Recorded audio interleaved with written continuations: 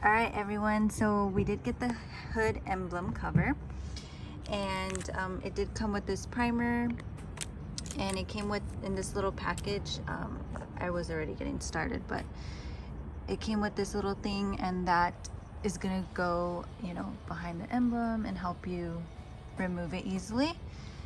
And the middle piece, the actual cover, is right in here. They packaged the box really good, by the way. So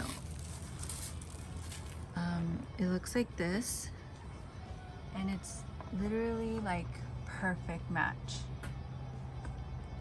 So we're gonna see how this goes. I'm gonna just grab that little tool and then pull off the emblem, and then we will go from there.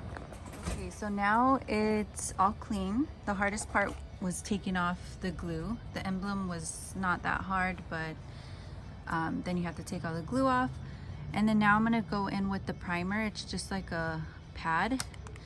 And it says on the instructions, 1 to 2 coating, and then let it dry for about 2 to 3 minutes. And then ready to apply the cover. So I'll come back once that's done. All right, so this is the finished product.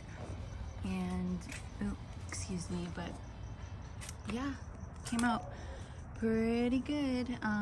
Pretty good color match, and it was pretty easy to adhere. You just kind of have to match it up a little bit. So I forgot to mention that you know, before I did everything, I did clean the, you know, bottom of here with alcohol and a wet rag, and then just wiped it down to make sure it was clean to prep it. And then I went ahead with the primer and went so forth, as you guys saw.